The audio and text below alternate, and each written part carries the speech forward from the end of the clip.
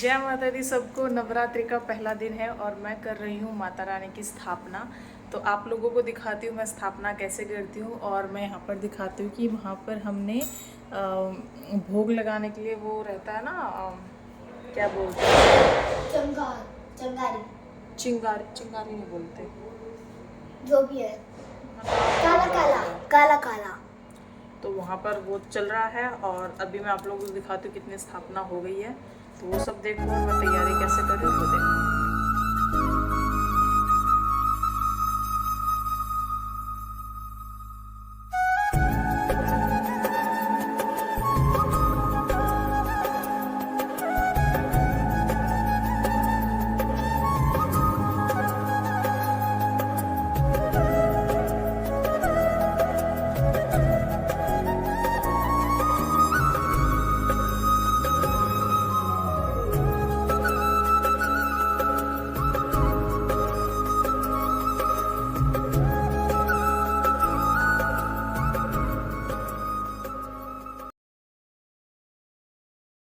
यहाँ पर मैं तैयारी कर रही हूँ माता रानी की। मैं हमेशा ऐसे ही करती हूँ, इसी कॉर्नर पे माता रानी की पूजा करती हूँ। और माता रानी का हमेशा मैं नीचे, हर कोई नीचे ही स्थापना करता है माता रानी की। मैं भी एक लकड़ी का फट्टा पहले रखती हूँ, इसके ऊपर एक लाल कपड़ा रखती हूँ और उसके बाद तैयारी करती हूँ।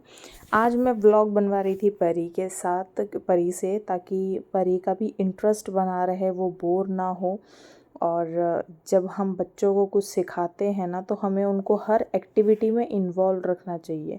यहाँ पर मैं परी को बोल रही थी बेटा ये सामान लेके आओ, ऐसे करो, वो मुझे देख भी रही थी।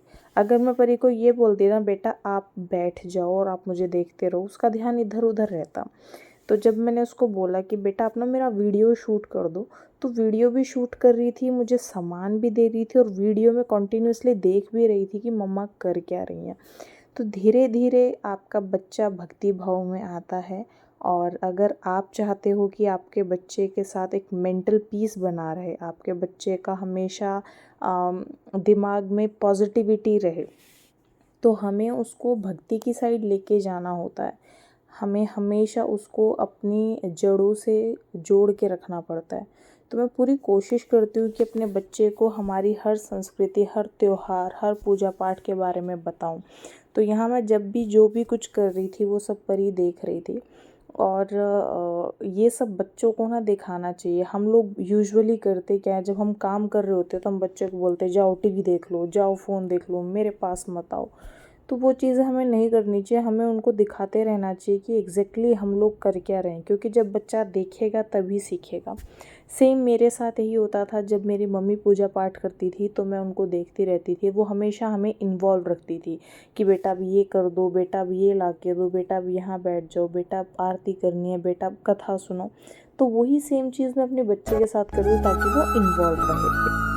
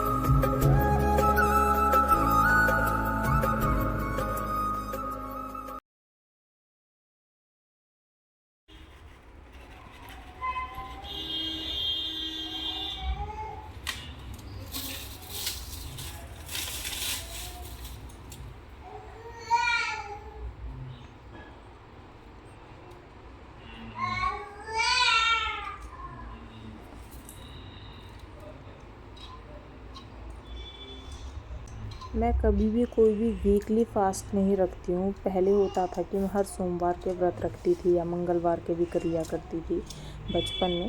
और शादी के बाद मैंने ये वीकली फ़ास्ट रखने छोड़ दिए थे, क्योंकि शादी से पहले क्या रहता है, हम सब अपने हिसाब से चीज़ें कर लेते हैं।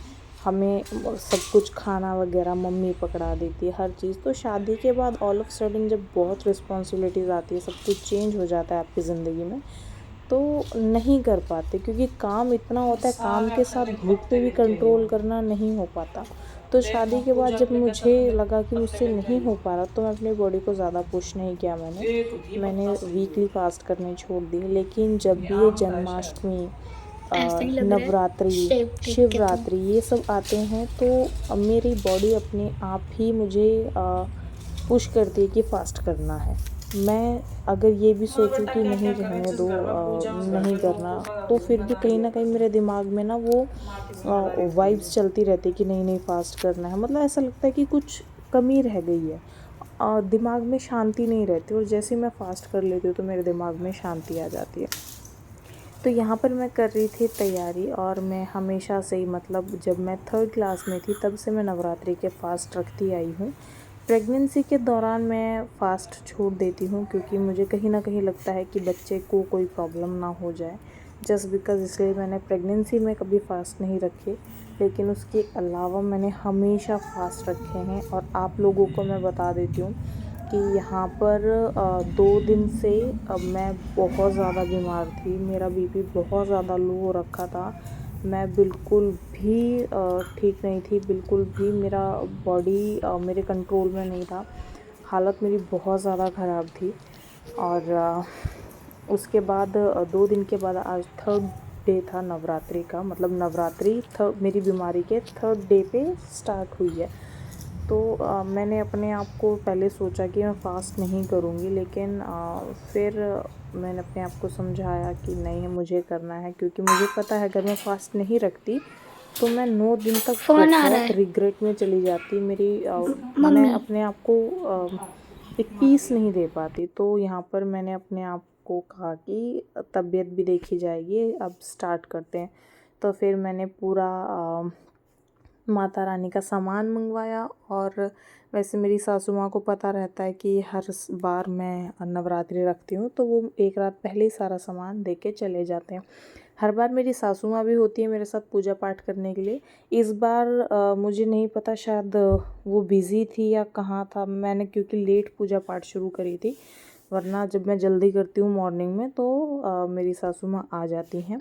यहाँ पर नन्नू को मेरी हेल्पर है जो, वो संभाल रही थी, क्योंकि मैं नन्नू के साथ पूजा पाठ नहीं कर पाती। नन्नू चीज़ों को छेड़ देती, गिरा देती, और यहाँ पर जोत के पास नन्नू का आना सेफ भी नहीं था। तो मेरी हेल्पर बहुत सपोर्टिव है इस चीज़ को लेकर। मेरे हस्बैंड सो रहे थे क्योंकि संडे था, और संडे को वो एकेडमी से आने के बाद रेस्ट कर रहे थे, तो मैंने उनको डिस्टर्ब किया नहीं। यहाँ पर परी मेरे साथ इन्वॉल्व थी, एक्टिव थी, वो देख रही थी मम्मी क्या कर रही है। तो अब मैं उसको ये सब चीज़ें समझा भी रही थी बीच बीच में कि इससे ये होता है, ये इसलिए किया जाता है। तो वहाँ पर परी ने कहा कि जब आपने शेरा वाली माता रखी है तो ना मेरे लड्डू को भी रखो। तो पिछली बार जब मैंने नवरात्रे किए थे तब भी परी ने यही किया था। परी ने अपने लड्डू जी को ला के रखा था यहाँ पर। अब 9 दिन तक लड्डू जी भी यहाँ बैठेंगे। अब मैं परी को बोल रही थी कि कैमरे से थोड़ा सा पीछे, मेरे से थोड़ा सा पीछे बैठो, क्योंकि आप कैमरे में दिख नहीं रहे हो अच्छे से। तो थोड़ा सा पीछे बैठ गई, और अब वो चीज़ देख रही है कि मैं कैसे क्या कर रही हूँ, क्यों कर रही हूँ। वो 1-2 क्वेश्चन भी मुझसे पूछती है, तो मैं उनके जवाब दे देती हूँ। और इसके बाद परी वेट कर रही थी कि मैं पूरी कथा पढ़ूँगी, और परी उस कथा को सुनती है। बेशक उसको ना समझ आए, लेकिन कुछ बातें मैं हमेशा उसको समझाती हूँ। एक बार में पूरी कथा तो उसको नहीं समझ आएगी, लेकिन मैं कुछ कुछ वर्ड्स जो इम्पोर्टेंट हैं, जैसे उसमें रहता है कि व्रत करने से क्या आपको लाभ है, क्या नुकसान है व्रत ना करने से, ऐसी चीज़ों को बताती हूँ। तो वो बहुत इंटरेस्ट लेती है, और वो कहती है मम्मी मैं भी फास्ट करूँगी। तो मैं उसको भी मना करती हूँ, अगले साल से पूरी कोशिश रहेगी कि वो भी फास्ट कर ले, क्योंकि उसका बहुत मन रहता है, और मैं उसको मना कर देती हूँ।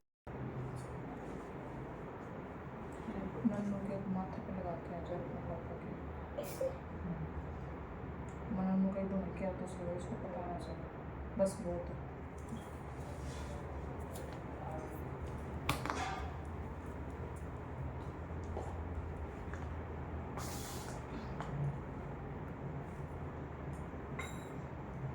और यहाँ पर मैं आप लोगों को बता देती हूँ, आरती मैं सीधे हाथ से कर रही हूँ और सीधी फेर रही हूँ, लेकिन कैमरा फ्रंट है तो इसमें कोई मिरर इफेक्ट होता है जिससे चीज़ें उल्टे दिखती हैं। आप सीधा घुमाओगे तो उल्टा दिखेगा।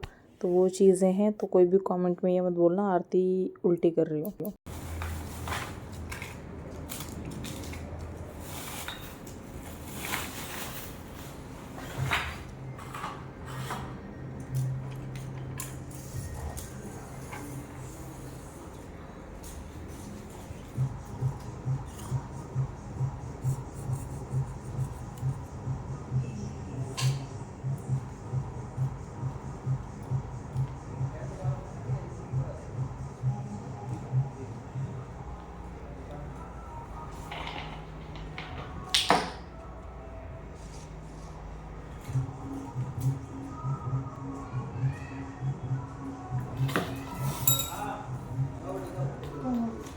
अचानक से किया।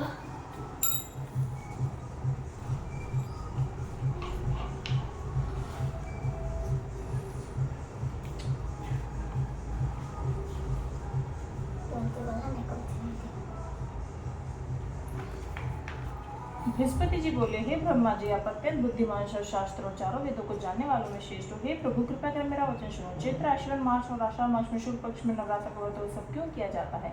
हे भगवान, इस व्रत का फल क्या है, किस प्रकार करना उचित है और इस व्रत को करने से क्या होता है, सो विस्तार से करो। बृहस्पति जी का ऐसा वचन सुनकर ब्रह्मा जी कहने लगे कि हे बृहस्पति, प्राणियों को हित करने के जैसे तुमने बहुत ही अच्छा प्रश्न किया है। जो मनुष्य व्रत पूर्ण करने वाले दुर्गा माता, सूर्य नारायण का ध्यान करते मनुष्य धन्य है। यह नवरात्र व्रत संपूर्ण कामनाओं को पूर्ण करने वाला है। इसके पुत्र चाहने वाले को पुत्र हो जाता है, धन चाहने वाले को धन हो जाता है, विधा चाहने वाले को विधा और सुख चाहने वाले को सुख मिल सकता है।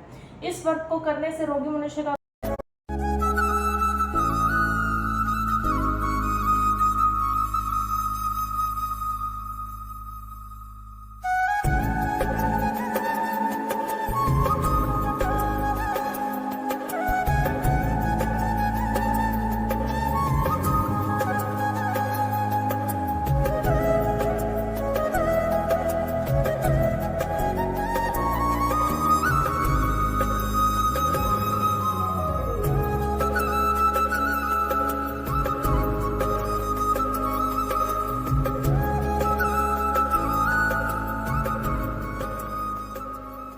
और ये था मेरा नवरात्रि का व्लॉग। आई होप आप लोगों को अच्छा लगा होगा। और आप लोगों के लिए फिर से एक छोटी सी टिप कि अगर आप भी चाहते हो आपका बच्चा हर चीज़ को जाने पहचाने, तो उसको अपनी हर एक्टिविटी में इन्वॉल्व करो। क्योंकि जब तक आप बच्चे को बच्चा समझ के रखोगे तब तक वो चीज़ें नहीं सीखेगा। उसको अच्छे से आप इन्वॉल्व करोगे तो समझेंगे।